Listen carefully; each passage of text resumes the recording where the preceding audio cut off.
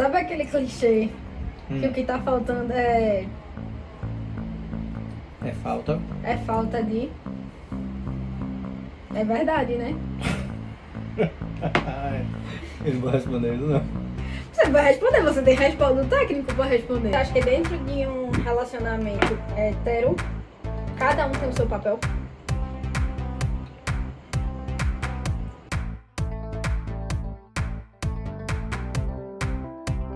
Aí, me conta o que é que tu tá achando de You. Tá saindo na primeira temporada, né? Eu assisti a primeira temporada. Mas ali, o principal aspecto é que tem um psicopata, né? Mas se eu falar de psicopatia é muita coisa. Bem complexo o caso. Mas eu posso pegar só um recorte ali que me traz uma outra lembrança que a gente estava falando até na semana passada sobre relacionamentos codependentes. A relação. Eu acho que tu precisa ser mais claro. Tipo, pra eu entender. Porque quando eu penso em relacionamento codependente, eu penso que uma pessoa depende da outra. Aí eu não entendo por que é codependente. Eu fico pensando que é dependente. Geralmente existe um dependente e um codependente. Os dois são dependentes. Tá. Mas o dependente, ele tem uma complexidade na vida dele maior, que é uma dependência. E o codependente é aquele que é de rebote. Ele acompanha a dependência do outro. Seja uma dependência no relacionamento, seja uma dependência a um fator externo. Mas o ponto principal do codependente é que o codependente ele se molda muito aquele outro parceiro ou parceira. Tipo, se esforça pra caber. Isso. Ele perde suas características para poder manter aquele relacionamento a todo custo. E é aquilo, às vezes a relação ela começa a entrar em conflito. E isso foi muito visível durante a pandemia. Por quê? Porque os casais estavam todos dentro de casa, com mais tempo em contato, e não tinham seus momentos de fuga, como do trabalho, tá longe. E aí nesse momento, tá todo mundo dentro de casa, os conflitos começaram a aparecer de uma forma maior. Eu vi algum dado que falava sobre o índice de divórcio nesse momento. E aí será que realmente o problema é que as pessoas agora passaram a conviver ou que elas não sabiam os limites umas das outras? Eita, limite é importante, né? Porque é o seguinte, provavelmente já existia um problema no relacionamento. Isso potencializou a convivência. Mas aí que vem a questão do codependente. Às vezes, a pessoa ela já tem pessoas que têm relacionamento muito simbiótico, que é aquela ideia de se misturar, tudo junto e misturar, em que ela não consegue perceber os limites de cada um. Geralmente são pessoas que têm um relacionamento, uma visão muito romântica do relacionamento, e isso aí vai ter uma adaptação, né, de acordo com o perfil de vida da pessoa. Também causa um desconforto, é como se tivesse uma falta no relacionamento, porque existe uma idealização do que seria perfeito no parceiro ou na parceira. E aí quem tem uma tendência simbiótica que é agora parece que minha vida faz mais sentido quando eu tenho a outra pessoa do lado, e a pessoa, todo o relacionamento conturbado demais, geralmente tem uma fuga. É uma fuga de eu não consigo ficar bem comigo mesmo, sozinho. Minha vida sozinho não tem sentido, eu sinto falta. E quando você está num relacionamento conturbado, o estresse, a ansiedade, o medo de ser traído ou traída, o medo de ser abandonado, abandonada, faz com que a pessoa dedique tanta energia mental nisso, energia psíquica a gente chama, que a pessoa acaba não olhando para si. Então enquanto ela está nessa dinâmica agitada, um relacionamento conturbado, ela consegue vivenciar, é como se tivesse vida. Quando ela pensa que o relacionamento pode acabar e a pessoa pode ir embora, aí dá aquele medo, bate aquele medo, que é como ela vai ter que ter contato com ela mesma. E aí o relacionamento começa a virar uma coisa angustiante, ao invés de ser algo prazeroso. Os momentos de prazer são aqueles momentos em que está na simbiose, sabe? E em que tudo tá junto, simbiótico é misturado, tudo junto misturado. Então não faz diferença do que é meu e o que é seu, é nosso, é a gente. E aí quando uma pessoa começa a entender os limites dela, as bordas, né, bem definidas, Isso é meu, isso é seu. O relacionamento é construtivo de duas pessoas. E não uma mistura de uma falta minha que eu projeto no outro. Que o outro me completa ou eu sugo do outro, né? Geralmente o que não tem as bordas definidas é aquele que se mistura, que é essa simbiótica, ele sofre muito. Porque no momento que a pessoa quer fazer algo dela, o outro sente como se fosse uma falta, uma negação. Quando o outro diz assim, por exemplo, não, ou diz um não. Um não para uma pessoa que tem uma tendência simbiótica é a mesma coisa de um desamparo. Então essa pessoa ela sente uma rejeição muito grande. E vem aquela cabeça, poxa, como é que a pessoa diz não para um relacionamento em que eu nunca digo não? Entende como é a pegada? É. Aí, não, aquela história que a gente falou semana passada, né? Você dá esperando receber. Sim, você dá esperando receber algo do outro, porque a pessoa diz assim, eu nunca digo não, como também eu não sinto vontade de dizer não. Porque parece que tudo está misturado. Que é aquilo, olha, eu estou me sentindo muito bem com o relacionamento. Mas no fundo existe uma angústia, uma tensão. Relacionamentos que estão muito tensos, tem algo, uma tensão muito grande no relacionamento, tem algo ali que está meio que cobrindo outras coisas. Quando o relacionamento tá de boa, tá bem, leve, então você consegue construir outras coisas. Plano de futuro, realmente amadurecer, olhar o crescimento do outro. E não aquela coisa de chantagem emocional, por exemplo. Eu tenho que controlar, eu tenho que botar medo. Se você não fizer, eu acabo. Ou se você não fizer, você é isso. E aí parece que tem um jogo, sabe? De alfinetadas. E quem é mais frio no relacionamento parece que ganha. Aí vem um jogo. Eu vou dar um gelo, eu não vou responder. Espero que ela ligue, ou espero que ele ligue. Não tem paciência não. Nem pra ficante, quanto mais pra namorado. E quando isso é no casamento? Quando as pessoas estão casadas e tem um jogo desse. Um casamento tem família, às vezes tem filhos envolvidos, tem tempo. E aí, geralmente nos casamentos as pessoas se acomodam mais. Que é como se fosse, eu já cumpri minha meta, que é a meta do relacionamento romântico, né? Então agora eu posso relaxar. Então a maioria relaxa fisicamente, né? Na atividade física, de se organizar um pro outro. E é a ideia do simbiótico. Tô tão misturados, somos um com o outro, que a gente não precisa se arrumar pro outro. Então perde um pouco essa ideia de olhar pro outro como uma pessoa diferente, de conquistar todo dia. Aí vem aqueles questionamentos clássicos, né? Mas ele não é tão romântico quanto ele era. Quem tá morrendo se abraça com jacaré, já ouviu isso? Então ela sente que não é bom, mas ela fica vasculhando no parceiro ou na parceira, né? Um aspecto bonzinho, tem 10 aspectos ruins, mas um é bom.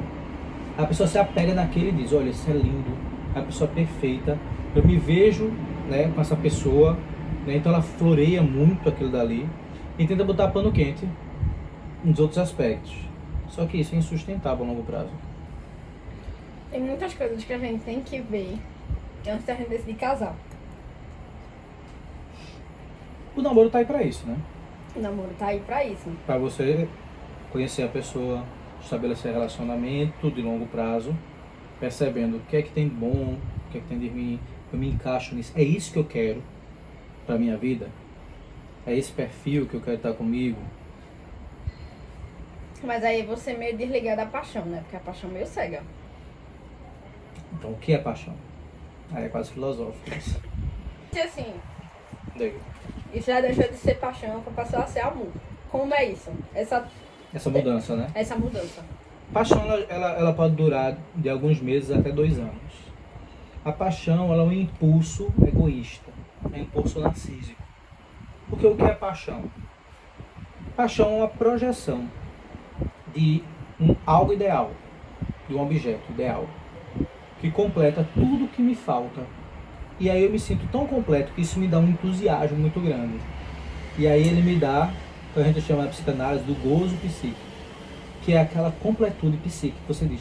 Aquele boom de dopamina. Exato. E aí, dopamina, serotonina, outras coisas, né? Então, assim, ocitocina quando tem um toque. Então, é aquela coisa assim, diz, poxa, é perfeito, é tão bom, é muito bom para ser verdade. Só que, veja, é idealizado. É um aspecto da pessoa. A pessoa tem muitos aspectos. Nós temos muitos aspectos que devem ser observados e aí vem também do nosso amadurecimento em saber ser mais doador do que receptor. E aí vem a grande questão dos casais, né?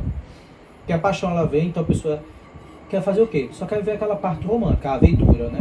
Ah, eu quero sair viajando, eu quero sair tendo um monte de relação sexual em todo canto, ou eu quero ver vários tipos de filmes junto. Ah, vamos planejar, vamos embora fazer um mochilão pela Europa com 10 euros no bolso, né? Então, isso é paixão. Só que quando volta pro dia a dia, que é quando sai da paixão e chega os boletos. Chega os boletos. Diz assim, quer conhecer uma pessoa? Coma 1 quilo de sal com ela. Veja, não é para você pegar 1 quilo de sal e sair comendo. É você comprar 1 quilo de sal e gastar todo 1 quilo de sal no consumo normal diário. E hoje em dia... E se contar, a gente lascou, né? Hoje em dia a saúde, né, tá diminuindo ainda mais. Então demora mais tempo. Você lascou porque não come sal? Demora mais tempo, né? É tempo. É tempo de convivência. E aí nesse tempo de convivência vem os aspectos. O pacote de sal. Tu comprou o pacote de sal da gente? Tem logo 2, tem do Himalaia, sal rosa. Menina, tu quer me enrolar esse tempo todinho. Tem sal branco ainda aí, os 2. Quer me enrolar esse tempo todinho. E a gente nem salga a comida. Tô maceteado já. Ele é outro perfil. Mas o que é um obsessivo? São pensamentos recorrentes. Que é dentro da estrutura que a gente chama de neurótico. As pessoas ditas normais, elas são neuróticas. Então elas sentem angústia, elas sentem peso na consciência.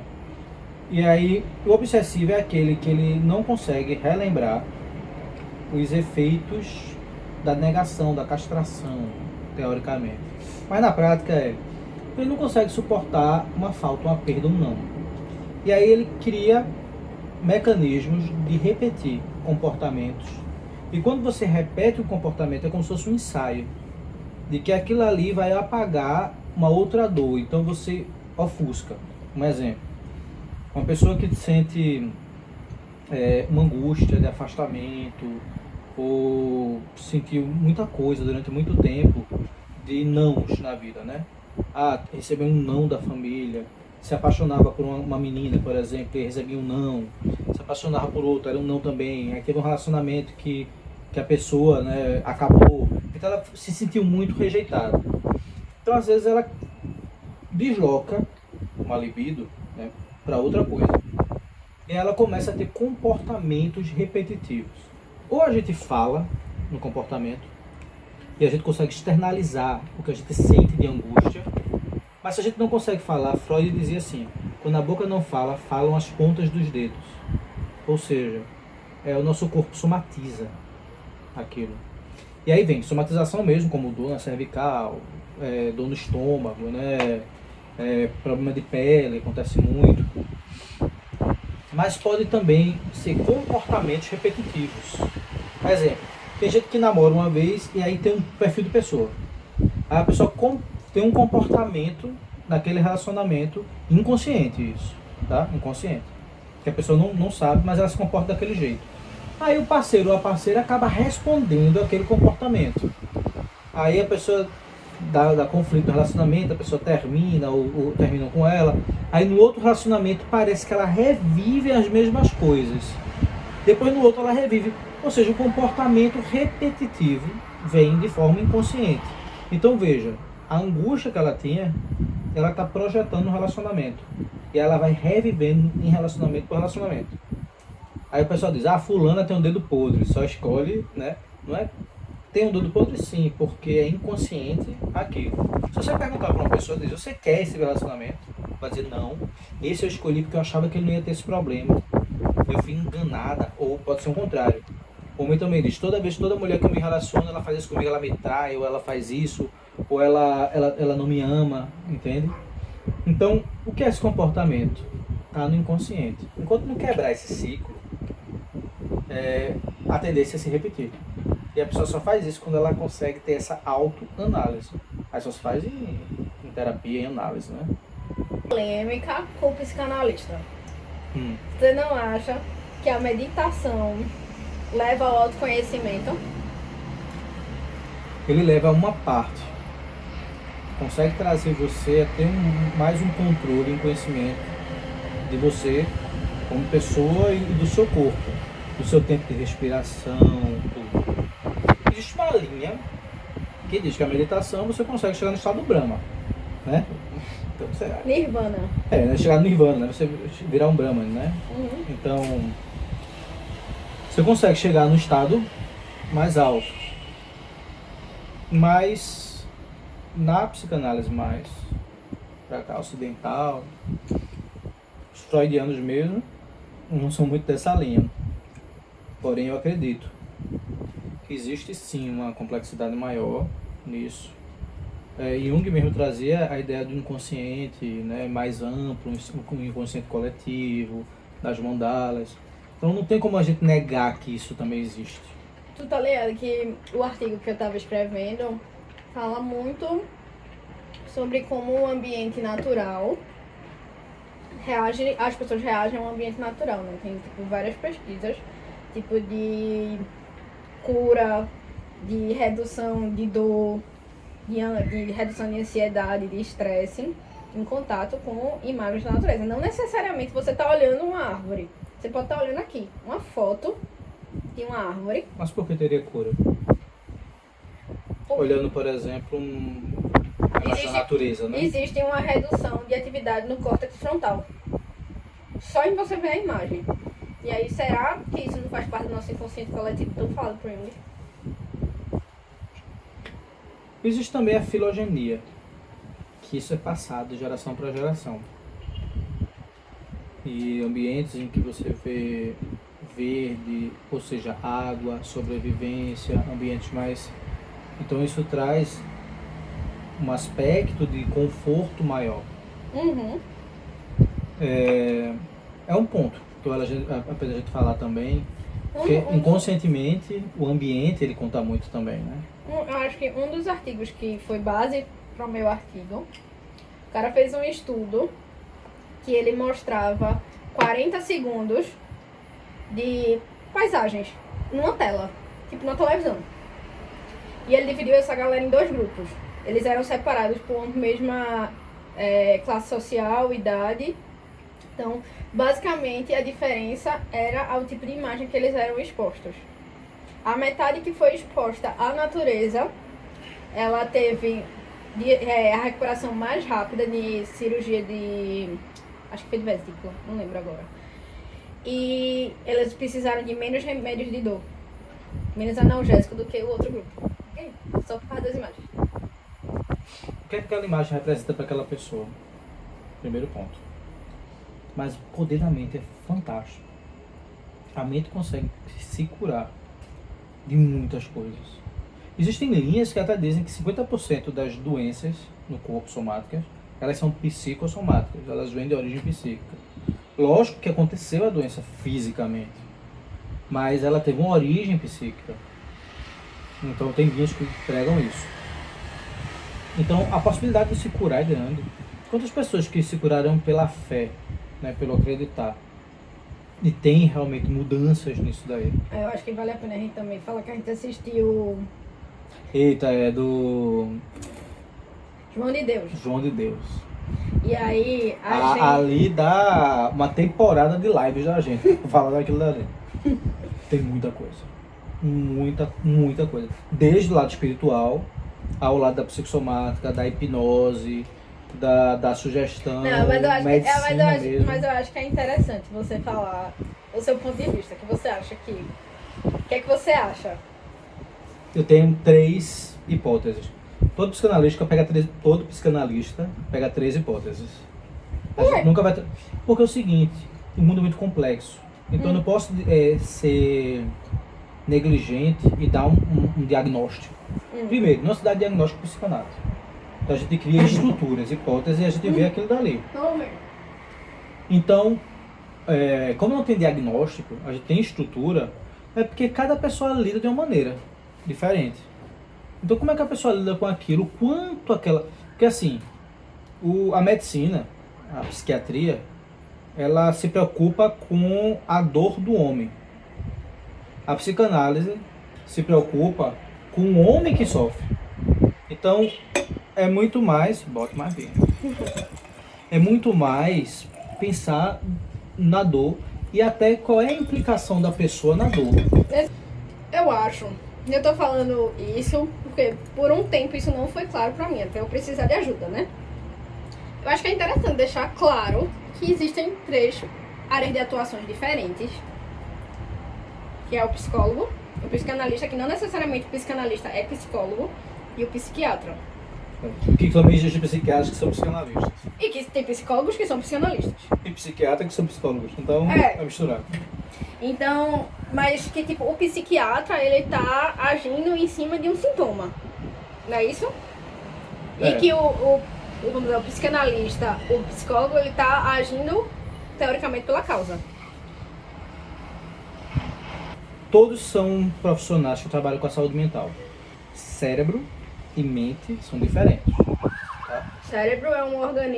Um órgão. Um órgão que tem coisas químicas. Mas ele é biopsicossocial. Ele não é só físico. Tá. E a mente, ela também é biopsicossocial. Poxa, se as duas têm a mesma definição, não seriam iguais, são diferentes. Porque o que é o cérebro? O cérebro, ele tem a neuroplasticidade. Então ele se adapta com o tempo. Ele consegue criar pontos neurais diferentes baseados nos eventos externos para fazer com que o seu corpo responda a esses eventos.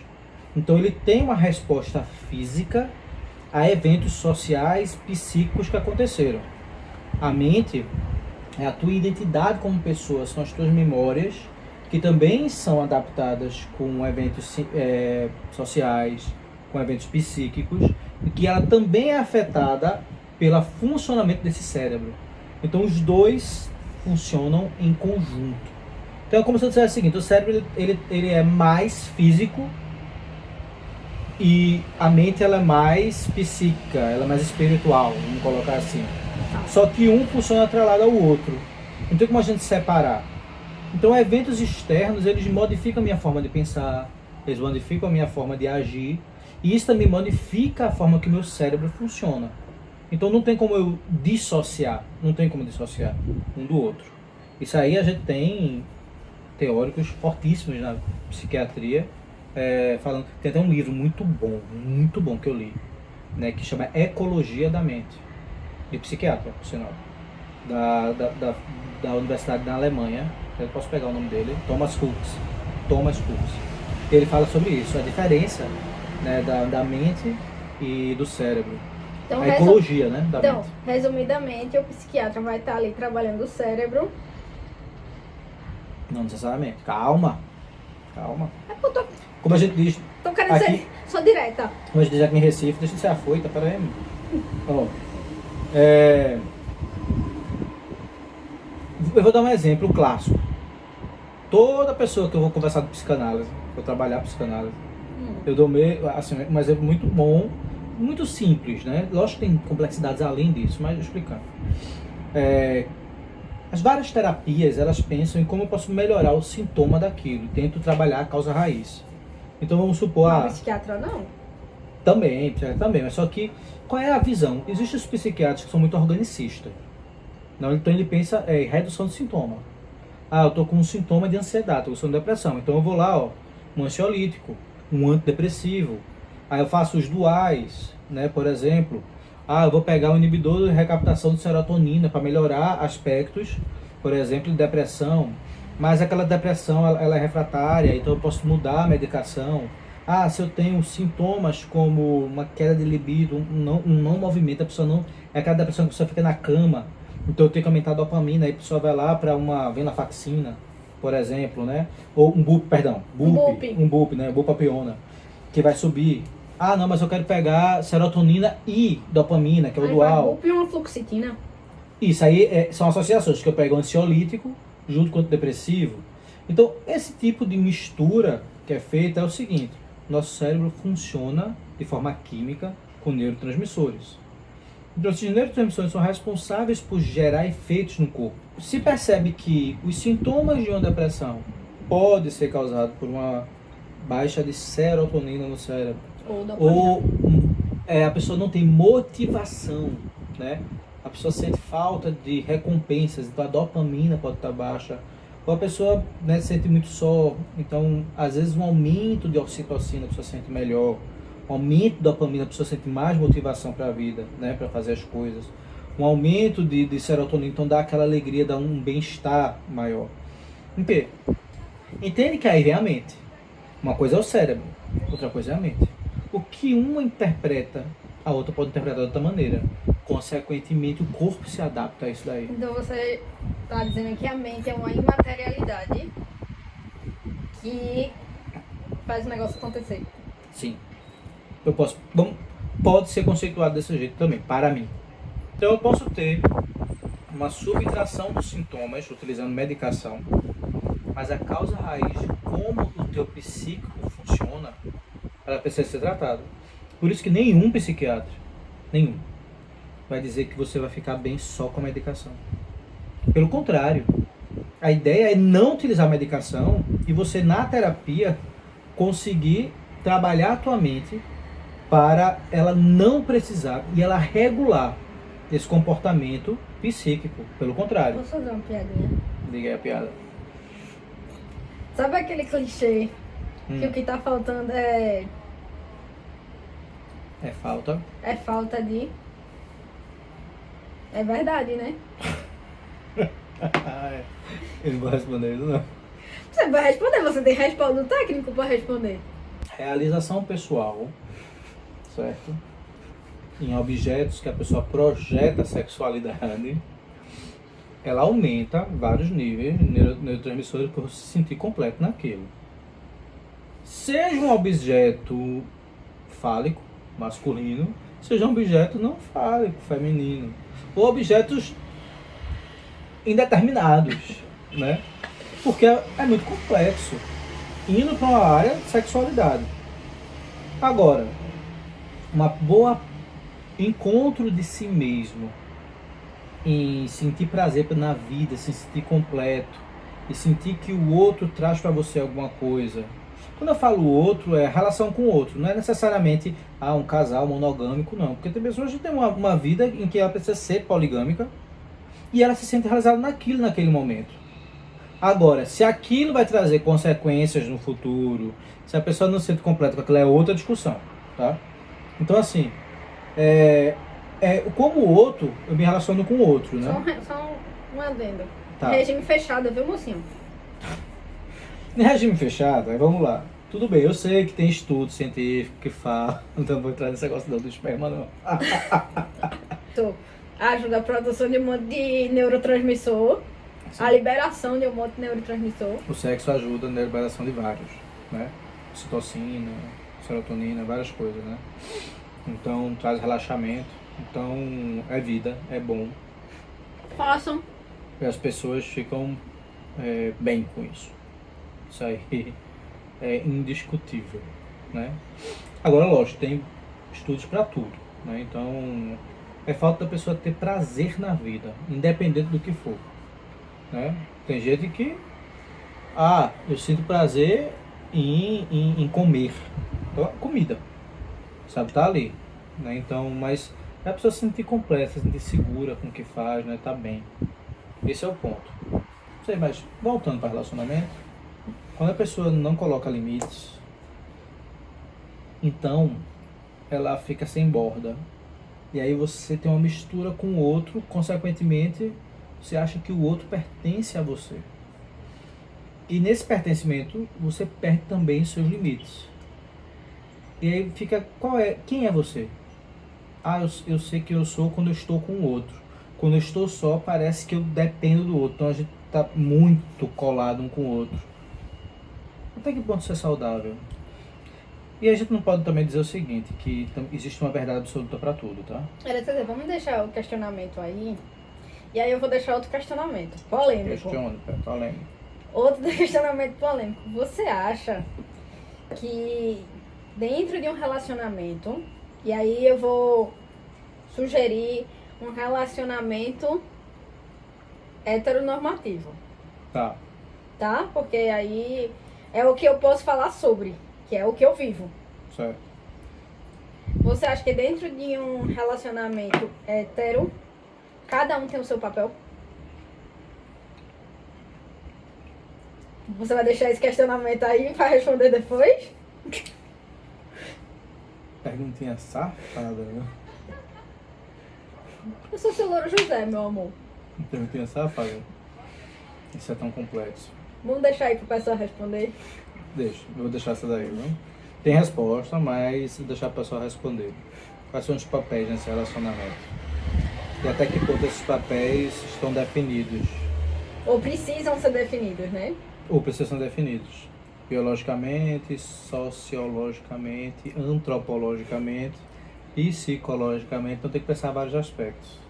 Tu sabe que eu tenho minha opinião, né? Existe um aspecto social. Até religioso. Também existe aspecto, mas o religioso está dentro da cultura, né? Está dentro de algo, né, que a pessoa percebe. Então, porém, existe também uma questão do inconsciente coletivo que influencia. Então não é só uma independência, né? Mas é bem complexo. Mas o ponto principal é como é a individualidade, a subjetividade dessa pessoa e desse casal e dessa família. Então não é uma regra social que diz, mas o quanto eles vivem em sincronia. Isso talvez fale mais. O quanto a pessoa tem se realizado com aquele parceiro ou aquela parceira, seja do mesmo sexo, do sexo oposto, independente. Né? O quanto tem sincronia naquele dali, o quanto a pessoa tem se realizada, o quanto existe respeito, compromisso, amor, honestidade, planos de futuro, realização. Agora, o que a pessoa se sente completa naquele relacionamento, ela tem outras questões que não foram resolvidas, são questões neuróticas, né? É mais complexo. E outra coisa, a pessoa está disposta a enfrentar medos do passado, complexos do passado, na busca do amadurecimento real, pessoal, para evitar conflitos no dia a dia. Isso pode mexer em toda a estrutura e como você se vê como pessoa, né?